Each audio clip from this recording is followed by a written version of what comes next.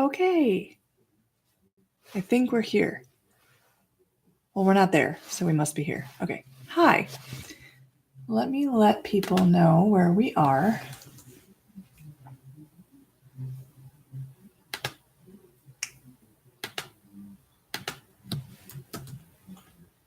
And then we can be official.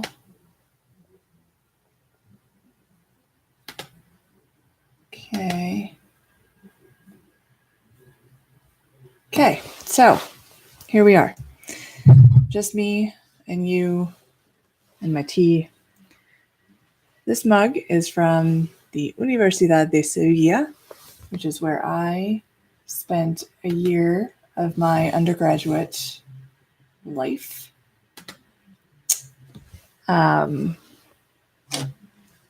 Studying the Spanish language and Spanish culture, of course, the University of Seville, formerly a tobacco factory and featured in the opera Carmen.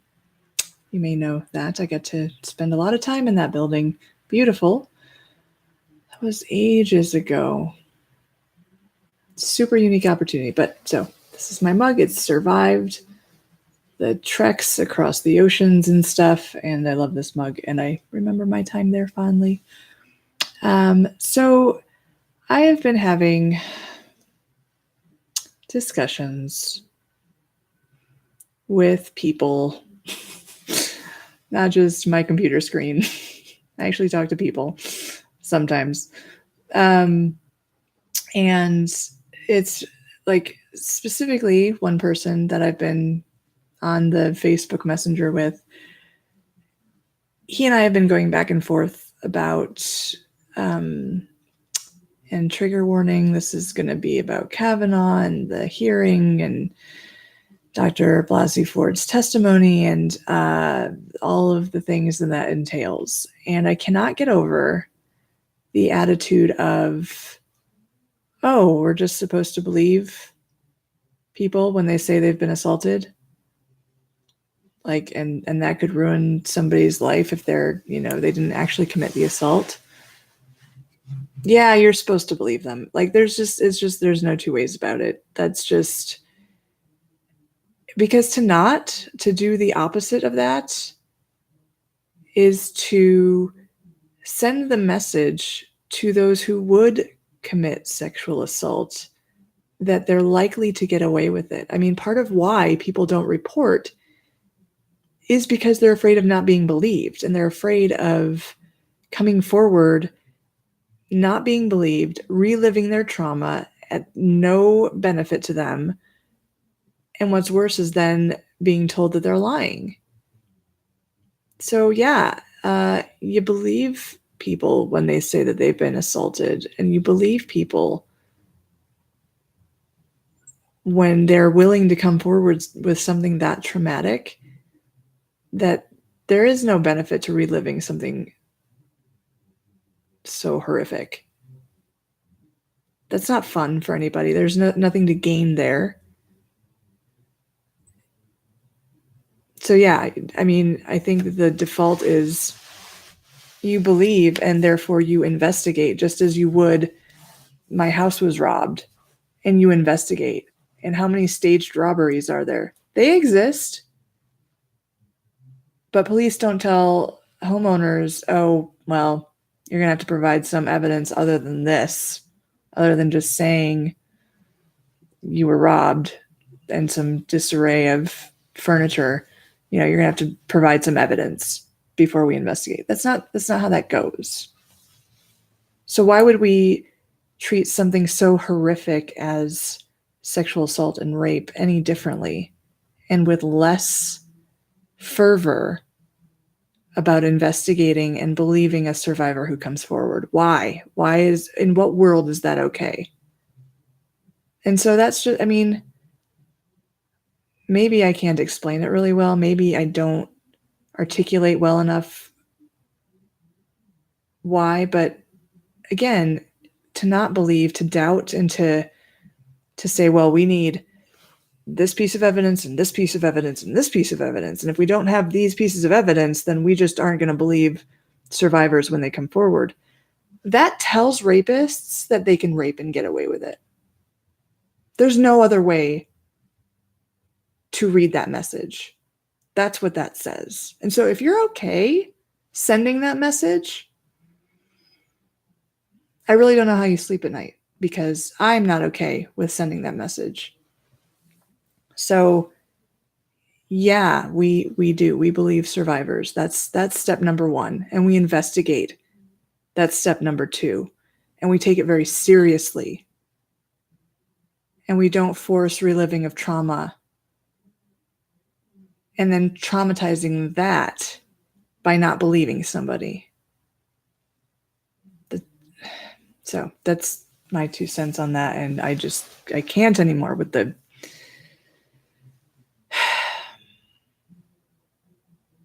yeah. So that's been on my mind. And oh, I forgot. Let me check some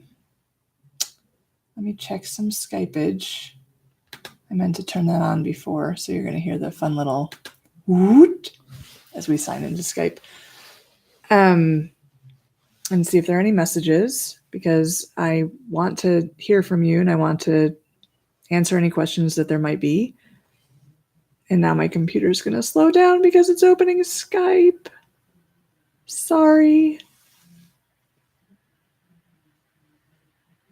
My computer is, I guess, old. It's from I think it's from 2012. That's when I got it. I guess I don't really know. It must have been brand new then. So, haha, that's what's happening now. And I guess 5 years is the limit. So yeah, doing the math, it's old. Yeah, because I want to hear from you. I want to engage in discussion. I want to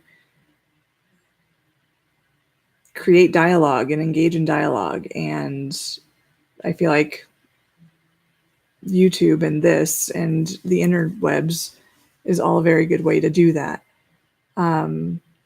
If you have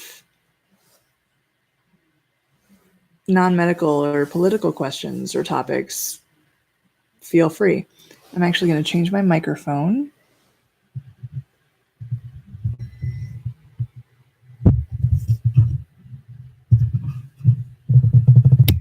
Because I don't see any messages, so that's okay.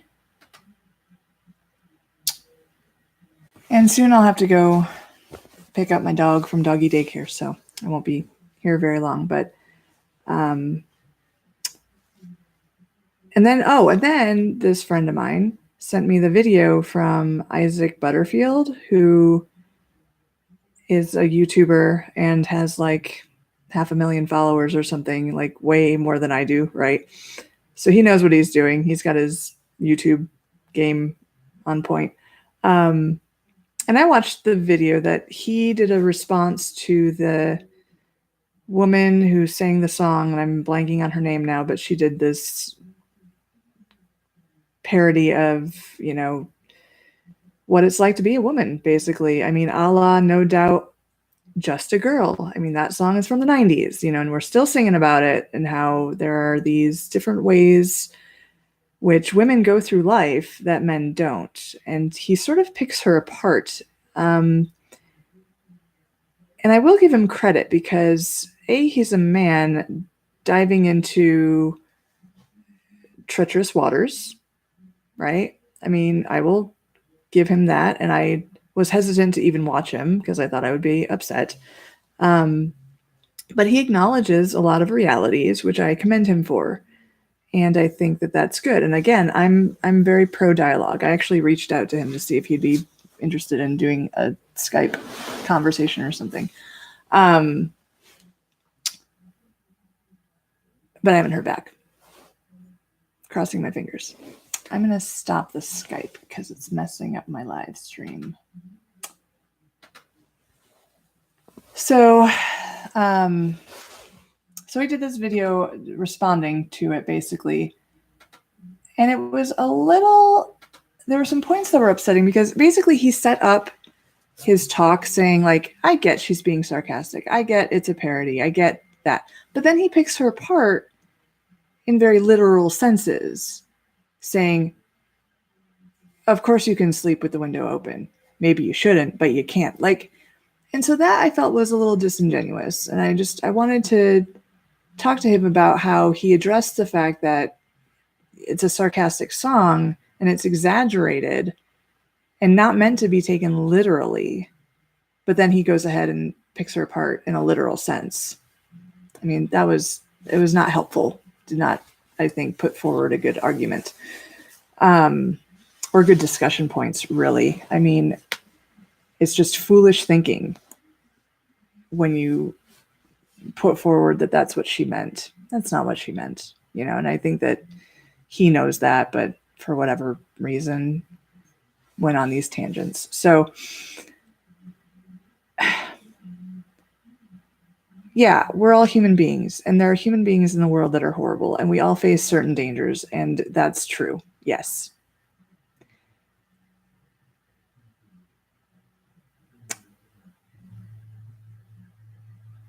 But there are very common things that I think a man living in a man's world doesn't necessarily have to think about the way that a woman living in a man's world does. And that's reality, right? We don't live in a woman's world. We live in a man's world.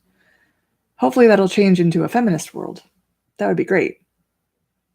Because all that means is that men and women are on equal footing. That's because we're all human beings, as was mentioned. We're all people. We all have feelings. We all have insecurities. We all have strengths, and we all have weaknesses, and all of that, because we're human.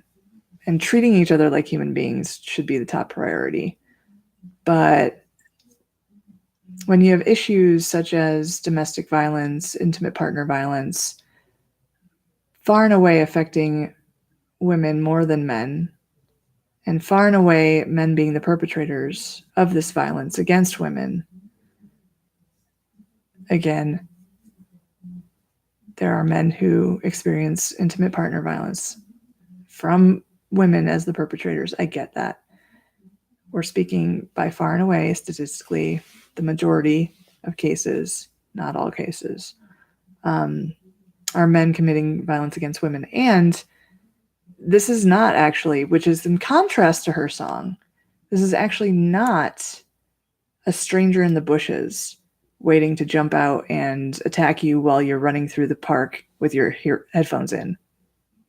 That's not usually what happens. What usually happens, statistically speaking, is that you know the person who's going to attack you. They're not a stranger jumping out of the bushes. You know, we teach kids stranger danger, which is actually not what we should be teaching them.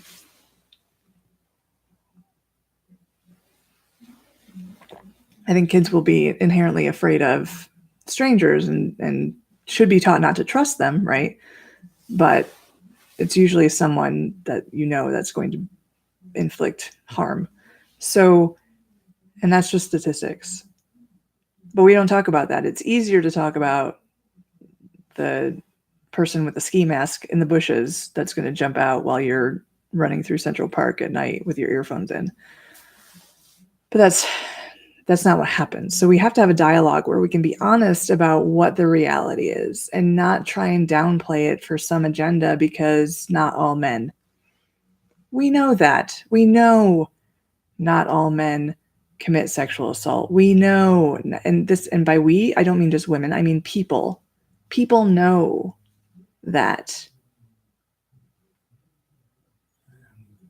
But it has to be acknowledged that the amount of violence committed against women by people that they know, by men that they know, is far outweighs the amount of violence that women commit in general. And so we need to acknowledge these facts and talk about it realistically, and putting political agendas aside and just having an honest conversation about that, about what it means to, you know, foster a culture of toxic masculinity. That's a thing. Just look at men's rights activists. Just look at it turned my stomach. The thing in Kavanaugh's high school yearbook, whatever that was, that about the implication was that this group of boys had had sex with this girl and they had conquered her. Like the conquering, that is toxic, and that contributes to women as things to be obtained, to be cultivated, to be procured, much in the sense of back in the day when we were literally property. And that was not that long ago. Less than 100 years ago, we earned the right to vote. Less than 100 years ago. We were not seen as equal citizens with a right to vote, right? Like,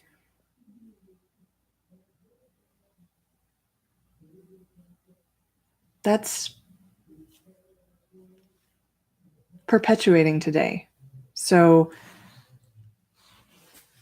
while it's fine to say you can't just go around accusing people of assault, I agree wholeheartedly. Who's doing that? No one's doing that. You can pick out a couple of random cases, sure, okay. But generally, and I posted this on Twitter today, of the, like, let's say of the 1,000 rapes committed, 340 come forward. That's a small number. So a third report, less than, more than, around that. Of those 340 people who actually come forward and report their assault, 6 perpetrators end up convicted. Which is not to say that 334 people are lying. It's to say that our legal and justice system is not weighted equally. It's not a feminist system. And why with something so heinous as sexual assault is that the case? I mean, if we were talking about infanticide, would that be the case? Probably not, right? It just points to the women are expendable commodities, and that it just makes me crazy. And that's the truth of the matter, whether people like to admit it or not. That's the underlying message there. I have to watch the HBO documentary, I Am Evidence. I highly recommend it, even though I haven't seen it yet. The woman from SVU. I always mispronounce Mariska, and I mispronounce her last name, so I'm not going to say it. But that lovely woman, is prominently featured in it, and so I think that that's probably mandatory viewing. Like, try as we might, we're not served justice when it comes to sexual assault, when it comes to intimate partner violence, when it comes to domestic violence. And that can be in the form of not only physical harm, but also psychological harm. And that does, that goes both ways. That goes, even, same-sex partners also experience intimate partner violence. And that's something I think we need to also be more aware of and cognizant of and ready to address and talk about, because silence will just perpetuate the problem. Just like people not reporting sexual assault will perpetuate the problem. And it tells those who would commit sexual assault that they're going to get away with it. And that is not the message we should be sending. So that's that. Encourage everybody to vote. I'm sure I sound like a broken record. I'm sure everybody's heard about the need to vote. Someone reminded me at the Women's Week thing last night that I went to.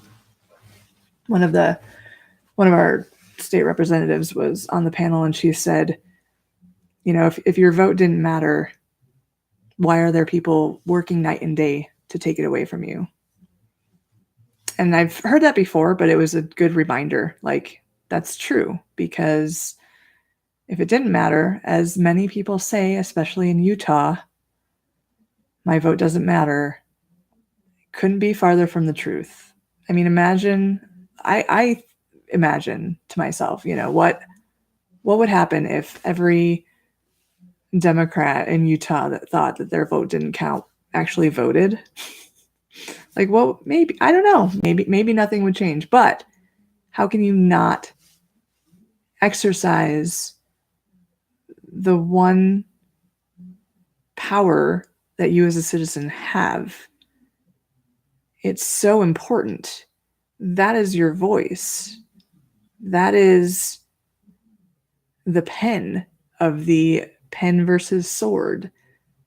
Use it.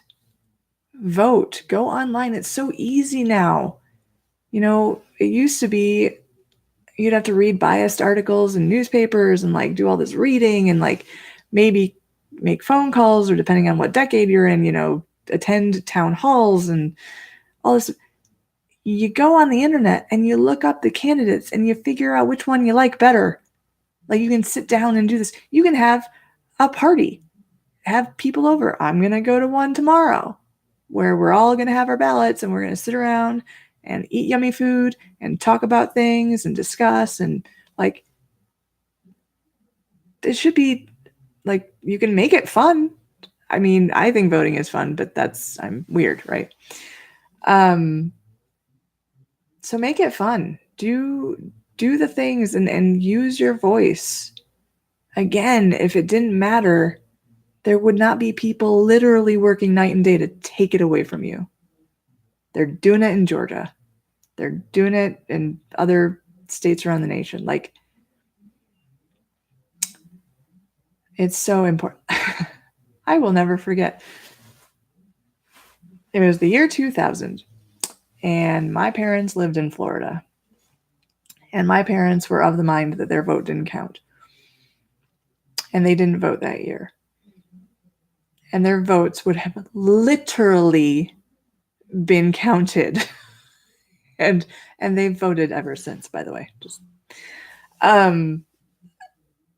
so like that, I mean, you just don't know. Like,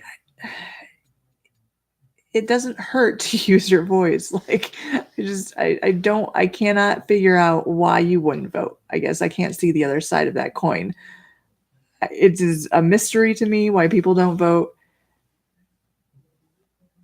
It just seems wrong. Like, there's a visceral shunning that I have of, if you don't vote. Like, I just don't understand what that is. So yeah, no one wants to hang out today, huh? Okay. I'm going to close it there then, and thank you for watching. Please subscribe. I do want to do more of these. I want to have actually more interactions. Maybe people calling in, and maybe that's pre-recorded or something. I don't know, but I think that we can have more dialogues, and it's more fun and interactive that way. So I will see you all later. Bye.